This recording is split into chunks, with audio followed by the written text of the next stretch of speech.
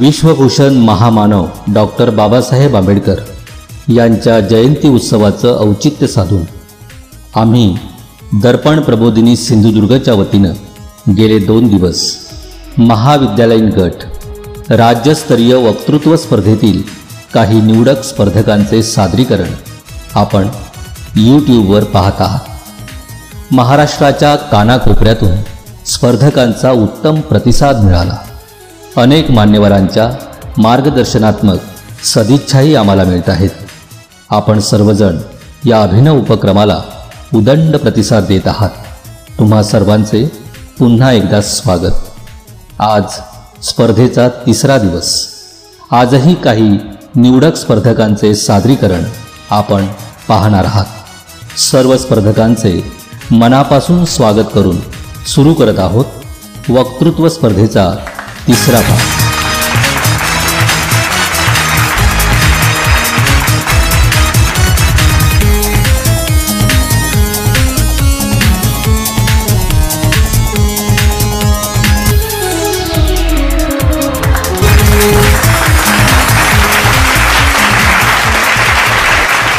विषयाची जाणकारी, व्यासपीठाचे मानकरी आणि मला बघत असलेल्या समस्त महाराष्ट्रातील युवकांनो आणि रसिक श्रोत्यांनो, तुम्हा सर्वांना माझा सप्रेम जय भीम। मी त्याच धर्माला मानतो ज्यात आम्हाला स्वतंत्रता, समता आणि माणसातली माणुसकी शिकवली जाते। हे बोल होते विश्ववंदनीय भारतरत्न डॉक्टर बाबासाहेब आंबेडकर यांचे, आणि म्हणूनच व्यासपीठाला विषय येऊन मिळाला की डॉक्टर बाबासाहेब आंबेडकर हे एक राष्ट्र निर्माता। डॉक्टर बाबासाहेब आंबेडकर या महापुरुषांचे वर्णन दलितांचे मुक्तिदाते, भारतीय राज्यघटनेचे शिल्पकार, अर्थशास्त्रज्ञ, धर्मशास्त्राचे विद्वान अशा अनेकविध विशेषणांनी केले जाते। मात्र या बहुतेक सर्व विशेषणांमध्ये एक अत्यंत महत्त्वाची बाब अजाणतेपणाने किंवा जाणतेपणाने दुर्लक्षित केली जाते, ती म्हणजे डॉक्टर बाबासाहेब आंबेडकर या भारताचे राष्ट्रनिर्माते आहेत। आज राष्ट्रवादाच्या नावाने संघ परिवार व संघ परिवारातील राजकीय आघाडी असलेल्या भारतीय जनता पक्षाने देशामध्ये द्वेषाचे आणि असहिष्णुतेचे वातावरण निर्माण केलेले आहे। सत्ताधारी पक्षांच्या धोरणांना विरोध करणाऱ्या, सत्ताधाऱ्यांच्या हेतूबद्दल प्रश्न उपस्थित करणाऱ्या व्यक्तींना सरसकट राष्ट्रद्रोही ठरवण्यात येत आहे।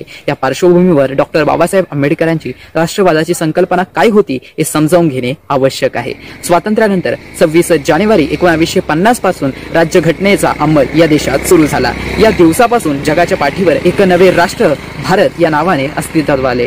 त्यापूर्वी ब्रिटिशांची मंडलिक संस्थाने व ब्रिटिश अंमलाखाली प्रदेश मिळून इंडिया अस्तित्वात होता। स्वातंत्र्याची चळवळ करणारे अनेक लोक या प्रदेशाचा उल्लेख हिंदुस्थान असा करत राज्यघटनेने या सर्वांचे विसर्जन करून भारत या राष्ट्राचे निर्माण केले। या राष्ट्राचे राजकीय, आर्थिक व सामाजिक तत्वज्ञान कोणते असेल हे लिखित स्वरूपात निर्धारित केले व त्या संविधान सभेची म्हणजेच पर्यायाने भारतीय जनतेची मान्यता मिळवली। भारतीय संविधानाची रचना डॉक्टर बाबासाहेब आंबेडकर यांनीच प्रामुख्याने केली असल्यामुळे संविधानाने निर्माण केलेल्या भारत या राष्ट्राचे जनकत्व डॉक्टर आंबेडकर यांना जाते। पर्यायाने या नवनिर्वाचित राष्ट्रांचे राजकीय, आर्थिक व सामाजिक तत्वज्ञानाचे विधाते सुद्धा डॉक्टर आंबेडकर यांना ठरवतात। या पार्श्वभूमीवर डॉक्टर बाबासाहेब आंबेडकरांची राष्ट्र बांधणीची संकल्पना व वर्तमान भारतात रुजवण्यात येत असलेल्या राष्ट्र बांधणीच्या संकल्पना यांची तुलना केल्यास वर्तमान काळात देशापुढे उद्भवलेल्या अनेक समस्यांचे उत्तरे आज आपल्याला मिळू शकतील।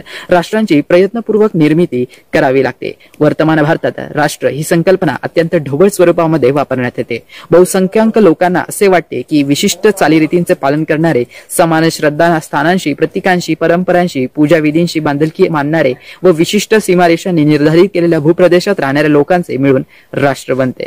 यालाच सांस्कृतिक व राष्ट्रवाद असे गोंडस नाव देऊन बहुसंख्याकांच्या धार्मिक संकल्पनांनाच राष्ट्रवाद असे नाव देण्यात येत आहे। सांस्कृतिक राष्ट्रवाद ही संकल्पना नकारणारे सेक्युलरवादी संविधानाने सार्वभौमत्व मान्य केलेले आहे।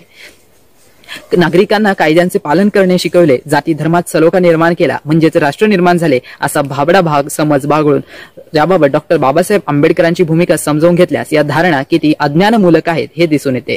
दिनांक 26 नोव्हेंबर 1949 रोजी घटना समितीपुढे केलेल्या भाषणात डॉक्टर बाबासाहेब आंबेडकर म्हणतात, संविधानाच्या उद्देश पत्रिकेत समाविष्ट करण्यात आलेल्या आम्ही भारताचे लोक या शब्द प्रयोगाला राजकीय दृष्टिकोन ठेवणाऱ्या अनेकांनी विरोध केला। याऐवजी भारतीय राष्ट्र असा शब्द प्रयोग करावा असे अनेकांचे मत होते। मात्र माझ्या मते आम्ही एक राष्ट्र आहोत असे मानणे म्हणजे फार मोठा भ्रम उराशी बाळगणे आहे। हा प्रश्न उपस्थित करतात की कित्येक हजार जातीत विभागले गेलेले लोक राष्ट्र कसे होऊ शकतात. यांच्या मते जाती या राष्ट्र निर्मितीतील मोठा अडसर आहेत, कारण जातीमुळे सामाजिक जीवन विभाजित होते. त्याबरोबरच जातीमुळे एकाच भूप्रदेशातील व्यक्तींमध्ये द्वेष व दुर्भावना वाढीस लागते. त्यामुळे भारताला खरोखरच राष्ट्र बनवायचे असेल तर जातींचा विनाश करावा लागेल, असेच मत त्यांनी राज्यघटना लिहिण्यापूर्वी 1930 मध्ये लोथियन समितीला दिलेल्या निवेदनात व्यक्त केलेले होते. ते म्हणतात की सर्वोत्कृष्ट दर्शनी हिंदुस्थानी लोकांचे कोणतेही राष्ट्र खऱ्या अर्थाने अस्तित्वात नाही. राष्ट्र आधीपासूनच अस्तित्वात नसेल तर ते निर्माण करावे लागते, आणि मला वाटते की विशिष्ट जनसमुदायाला दडपून टाकणे ही राष्ट्र निर्माण करण्याची पद्धत असूच शकत नाही. संदर्भातील डॉक्टर बाबासाहेब आंबेडकरांची ही मते पाहिल्यास बाबासाहेबांच्या निर्मितीतील विषयाच्या कल्पनेचा व संकल्पनेचा तपशिलावर मागोवा घेऊन राष्ट्रांची संकल्पना समजावून घेता येऊ शकते. इतकं बोलून पैदा न होता वो मसीहा तो खुशियों का सिलसिला नहीं होता, बेरंग रहती ये जमी और आसमां का रंग नीला नहीं होता, भारत तो कब का कंगाल हो गया होता यारो, अगर भीमराव आंबेडकर जैसा हीरा इस भारत में ना होता, इस भारत में ना होता. इतकं बोलून माझ्या वक्तृत्वाला पूर्ण विराम देऊन माझे भाषण संपवतो. जय हिंद, जय भारत, धन्यवाद.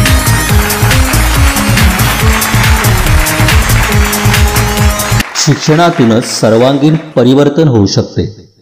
बाबासाहेबांच्या या मूलगामी विचारांची प्रेरणा आता नवी पिढी घेताना दिसते.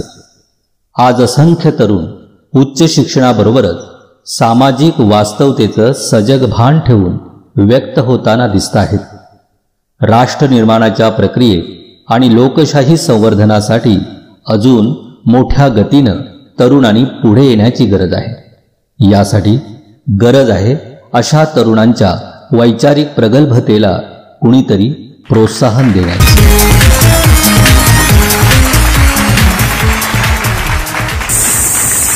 Good morning everyone. My name is Tanvi Praveen Ohar. Today I am going to speak on the topic Dr. Babasaheb Ambedkar, a nation builder. If I had to address any other freedom fighter, I would have announced him by his date and place of birth. But addressing an intellectual extraordinary giant like Dr. Babasaheb Ambedkar, I feel compelled to announce him by his ideologies and principles.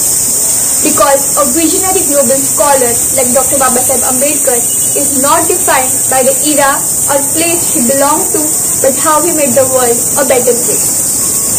These days, the society thinks of his deeds, they more often than not limit his excellence to the title, the leader of the untouchables. But doesn't that make you angry?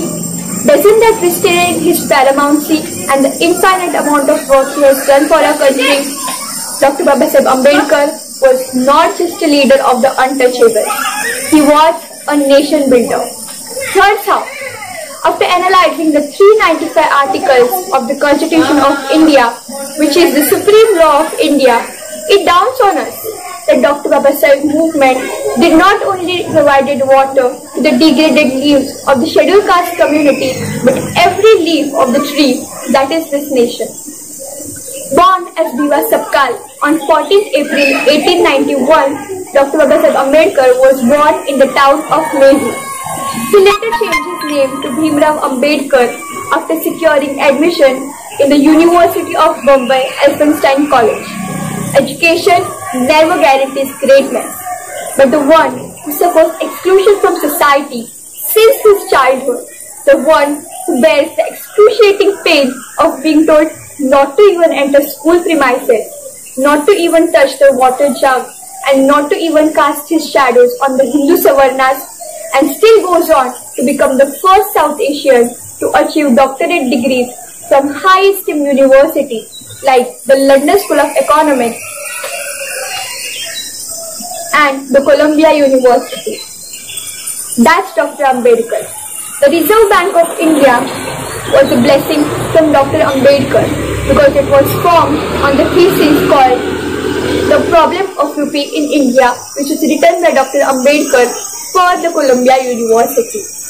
Dr. Ambedkar was a certified economist, politician, journalist of MOOC Nayak, professor of 3 universities and a legal professional. But his students and clients still treated him like an untouchable. They would not even allow him to touch the water jug, which led to the Mahad Satyagraha. On 19th March 1927, Dr. Babasaheb Ambedkar led the first Indian satyagraha to let people from the lower caste community drink water. He and thousands of his followers drank water from the Chaudhar tank. But the Hindu Savarnas protested against the bill that Dr. Babasaheb Ambedkar gave when he was a member of the Bombay Legislative Council. The official bill said that people from every religion and caste can drink water from the public spaces. In order to give answer to the Hindu Savarnas' protest, Dr. Babasaheb Ambedkar and thousands of his followers burned Manusmriti, a Hindu text that justified caste discrimination. Dr. Babasaheb Ambedkar was then elected as a member of the Rajya Sabha after he transformed his party to Scheduled Caste Federation, where he criticized child marriage and the mistreatment of Muslim women in society.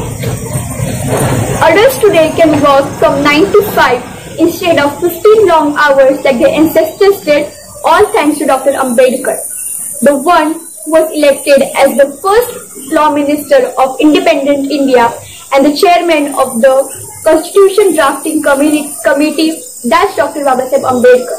The Constitution drafted by Dr. Ambedkar abolished caste system and discrimination of all types. It followed equality, liberty, and fraternity.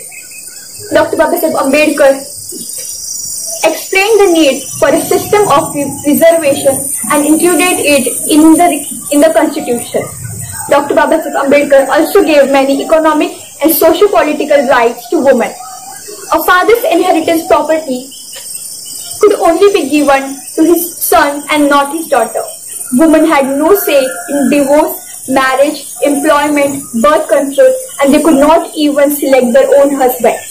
Dr. Babasaheb Ambedkar showed the Hindu Code Bill, which gave women all of these rights. As a girl, I am more than grateful to Dr. Babasaheb Ambedkar for giving me all the rights that I have today. After attending the World Fellowship of Buddhists in Sri Lanka, Dr. Babasaheb Ambedkar returned to India and founded the Bauddha Mahasabha in India. He then published his last book among 32 books called Bauddha Anitensi Dhamma. Dr. Babasaheb Ambedkar transformed the lives of 5 lakh followers when he transformed his religion to Buddhism on 1896. On 1927, Dr. Babasaheb Ambedkar was, in his own words, Indian, firstly and lastly. Everyone can think about their own families, but it requires a man or woman with a heart of diamond to fight for the underprivileged, something Dr. Babasaheb Ambedkar did his whole life. And that's why he has been showered upon by titles such as the architect of Indian Constitution and the father of modern India and a nation builder. He is Dr. Babasaheb Ambedkar, a nation builder. Jai Bhim and Namo Buddhaya. Thank you.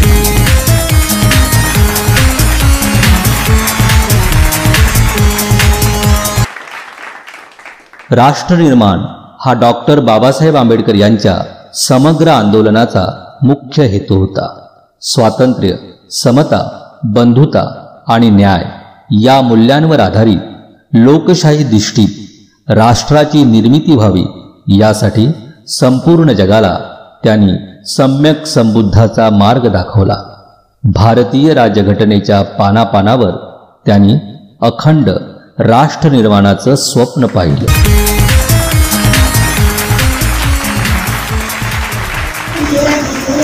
सामान्य व्यासपीठ. माझे नाव प्रियंका सूर्यकांत डावल, गाव रत्नागिरी. महाविद्यालयाचे नाव advocate V Deshpande, night college of commerce. ज्या विषयावरती बोलणार आहे विषयाचं नाव डॉक्टर बाबासाहेब आंबेडकर आणि राष्ट्रविकास. शिक्षणाची अखंड पेटती मशाल हाती, शिका, संघटित व्हा, संघर्ष करा, मुखी नारा. राज्यघटनेचा खरा शिल्पकार महामानव डॉक्टर बाबासाहेब आंबेडकर यांना सर्वप्रथम मानाचा मुजरा. स्वतंत्र भारताचे पहिले कायदा मंत्री, भारतीय संविधानाचे जनक, दीनदलितांच्या जीवनात जखडलेल्या शृंखला तोडणारा पहिला महायुद्धा, उपेक्षितांच्या जीवनामध्ये अस्मितेची ज्योत पेटवणारा प्रकाश सूर्य, तसेच स्वतःच्या विद्वत्तेचा वापर समाजहितासाठी करणारे पहिले महामानव डॉक्टर बाबासाहेब आंबेडकर हेच होते. डॉक्टर बाबासाहेब आंबेडकर यांचा जन्म 14 एप्रिल 1889 मध्ये मध्य प्रदेशातील महू या गावी झाला. त्यांच्या आईचे नाव भीमाबाई तर वडिलांचे नाव रामजी होते. डॉक्टर बाबासाहेब आंबेडकर लहानपणापासूनच हुशार आणि महत्वाकांक्षी वृत्तीचे होते. त्यांना शालेय शिक्षण घेत असताना अस्पृश्य म्हणून मानहानी सहन करावी लागली, पण ते खचले नाहीत. त्यांनी अस्पृश्य दीनदलितांचा उद्धार हे आपल्या जीवनाचे अंतिम ध्येय ठेवले. भीमरावांनी आपले उच्च शिक्षण बडोदा सरकारची शिष्यवृत्ती घेऊन अमेरिकेतील कोलंबिया विद्यापीठातून व लंडन मधील विद्यापीठातून पूर्ण केले. त्यानंतर ते मायदेशी परत आले. मायदेशी परत येऊन त्यांनी समाजातील आपल्या बांधवांना शिका, संघटित व्हा, संघर्ष करा असा जबरदस्त संदेश दिला. दीनदलित गोरगरीब समाजाच्या न्याय आणि हक्कासाठी त्यांनी आंदोलने आणि सत्याग्रह केले. डॉक्टर बाबासाहेब आंबेडकर यांनी रस्त्यावरील दिव्याखाली बसून अहोरात्र अभ्यास केला आणि त्यानंतर आपली राज्यघटना लिहिली. पण आज आपण घरी बसूनही अभ्यास करत नाही. डॉक्टर बाबासाहेब आंबेडकरांनी सामाजिक भेदभाव व उच्च नीच भेदभावांचे समर्थन करणाऱ्या मनुस्मृती या ग्रंथाचे जाहीररित्या दहन केले. नाशिक मधील काळाराम मंदिरामध्ये दीनदलितांना प्रवेश मिळावा म्हणून त्यांनी सत्याग्रह केला. महाडच्या चौदार तळ्यावर दीनदलितांना पाणी भरण्याचा त्यांनी अधिकार मिळवून दिला. समाजाने धिक्कारलेल्या समाजासाठी ते एक आशेचा किरण बनले. मूकनायक हे पक्षिक व बहिष्कृत भारत हे साप्ताहिक व समता हे वृत्तपत्र सुरू करून त्यांनी समाज प्रबोधनाचे कार्य केले. डॉक्टर बाबासाहेब आंबेडकरांनी स्त्री शिक्षणाचा नेहमी आदर आणि सन्मानच केला. असा हा अष्टपैलू व्यक्तिमत्वाचा महामानव, ज्ञानसंवादी तपस्वी, अवोध्य वक्तृत्वाचा व कुशल नेतृत्वाचा धनी डॉक्टर बाबासाहेब आंबेडकर 6 डिसेंबर 1956 रोजी काळाच्या पडद्याआड गेले. हवा वेगाने नव्हती, हवेपेक्षाही त्यांचा वेग होता. हवा वेगाने नव्हती, हवेपेक्षाही त्यांचा वेग होता. अन्यायाविरुद्ध लढण्याचा त्यांचा इरादा नेक होता. असा हा रामजी बाबांचा लेख भीमराव आंबेडकर लाखात नाही तर जगात एक होता. डॉक्टर बाबासाहेबांची जयंती, पुण्यतिथी सालाबादप्रमाणे येत राहते. आपण भाषणही करत राहतो. त्यांच्या फोटोला हार पुष्प वाहून आपण त्यांची पूजाही करतो. पण त्यांनी दिलेल्या उद्देशांचे आपण किती आचरण करतो किंवा त्यांनी दिलेले उद्देश आपण किती आज आचरणात आणतो याचा आपण विचार करतोय का? नाही ना. डॉक्टर बाबासाहेब आंबेडकरांनी स्त्री शिक्षणाचा दर्जा किती महत्वाचा आहे हे सुद्धा आपल्याला पटवून सांगितले. त्यांनी भारतीय संविधानामध्ये स्पष्टपणे नमूद केले आहे की जाती भेद, देश, प्रांत, उच्च नीच असा कोणताही दर्जा नसतो. आपण सर्व एकच आहोत. पण आपण आजही या सर्व रूढी परंपरा आपल्या समाजामध्ये पाहतोय. स्त्री शिक्षणाला त्यांनी त्यांच्या वेळी मान सन्मान मिळवून दिला, पण तोच मान सन्मान आजही आपल्या समाजामध्ये स्त्रियांना मिळतोय का? नाही ना. आणि हे कुठेतरी थांबायला पाहिजे. आणि या सर्वांची सुरुवात आधी आपण आपल्या घरापासून करायला पाहिजे. आणि या सर्वांचं महत्व आजच्या पिढीला समजावून दिलं पाहिजे. कारण त्यांनी पराक्रम केला म्हणजे संपलं नाही. अजूनही आपल्या देशाचा, राष्ट्राचा विकास होणं गरजेचं आहे.